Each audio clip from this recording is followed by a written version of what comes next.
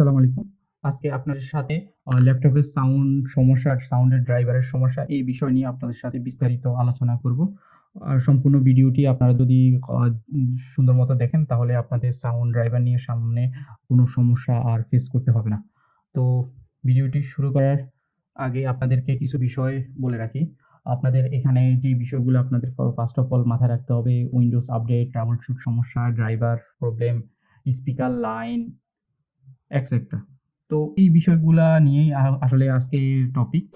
ভিডিওটি শুরু করার আগে আপনি যদি আমার চ্যানেলে নতুন হয়ে থাকেন তাহলে লাইক, কমেন্ট এবং সাবস্ক্রাইব করতে ভুলবেন না।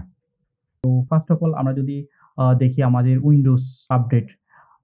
তো উইন্ডোজ আপডেট নিয়ে ফার্স্টে যখন আমরা বলতে যাব তাহলে ১ম এ বলা যায় যে আমাদের যদি ল্যাপটপ, পিসি যদি কোনো ড্রাইভার জাতীয় কোনো সমস্যা থাকে, উইন্ডোজ 10, উইন্ডোজ 11 এই ২ টা অপারেটিং সিস্টেমে উইন্ডোজ আপডেটের সিস্টেমটা দেওয়া আছে। কোনো ড্রাইভার জাতীয় কোনো সমস্যা হলে এই উইন্ডোজ আপডেট যদি টোটাল কমপ্লিট করা হয়, আশা করি ওই ল্যাপটপ বা ওই পিসির যেই সমস্যাগুলো, ওই সমস্যাগুলো আর সহজেই সমাধান হয়ে যায়। ড্রাইভার জাতীয় ইস্যুগুলো আর থাকে না।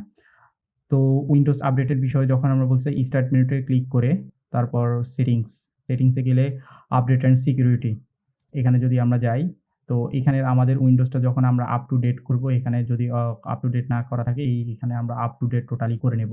আশা করি যদি এই আপ টু ডেট করা হয় তাহলে আপনার সাউন্ড ছাড়াও যেকোনো ড্রাইভার জাতীয় যেকোনো ইস্যু আমাদের সমস্যার সমাধান হয়ে যাবে। তারপর নেক্সট স্টেপটা হলো আমাদের ট্রাবল শুট সমস্যা। তো এই ট্রাবল শুট দিয়ে আমরা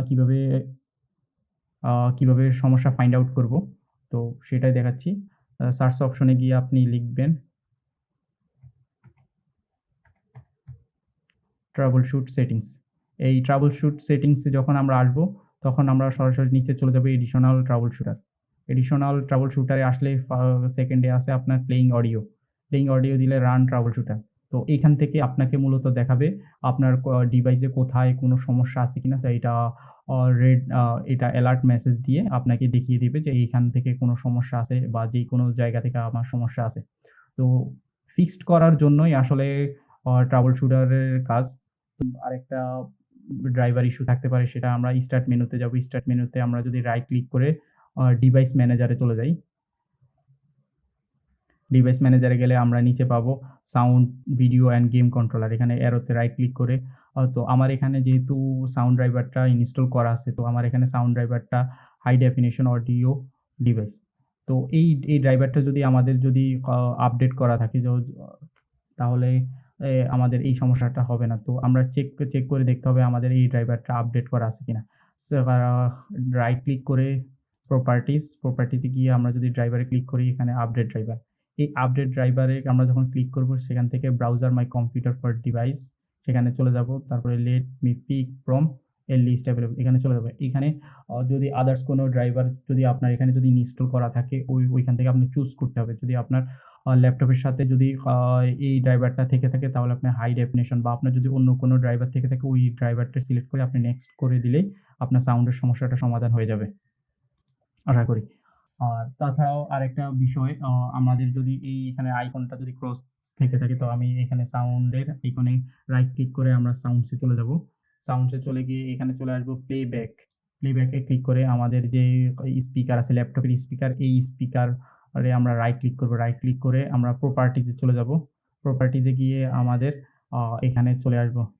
এনহান্সমেন্ট এ চলে আসবো। এখান থেকে আমরা দেখব যে আমাদের কোনো সমস্যা আছে কিনা, কোথাও কোনো টিক মার্ক দেওয়া আছে কিনা। যদি এগুলা টিক মার্ক দেওয়া থাকে তাহলে কোনো সমস্যা নেই। আর এই সমস্যাগুলা এখানে যদি আমাদের কোনো সাউন্ডের কোনো যদি সমস্যা থেকে থাকে তাহলেও এখানে দেখা যায়। কয়েকটা বিষয় যদি আমরা খেয়াল করি, আমরা সুন্দর মতো করতে পারি, তারপর লাস্টে যদি আপনার ক কল কম্পিউটারটা যদি রিস্টার্ট দেই, তাহলে আশা করি আপনাদের সাউন্ড সমস্যা ঠিক হয়ে যাবে। এর বাইরেও যদি আমাদের হার্ডওয়্যার লেভেলে যদি কোনো সমস্যা থাকে ল্যাপটপের স্পিকার, তাহলে কোনো সার্ভিস সেন্টারে চলে যেতে হবে। ওইখানে যদি আপনার লাইনটা ডিসকানেক্ট করে সাউন্ডের লাইনটা ডিসকানেক্ট করা থেকে থাকে বা সাউন্ডের যে স্পিকার থেকে যদি কোনো সমস্যা হয়ে থাকে, তাহলে ওই সার্ভিস সেন্টার থেকে আপনি ওই সমস্যাটা সমাধান করে আসতে পারবেন।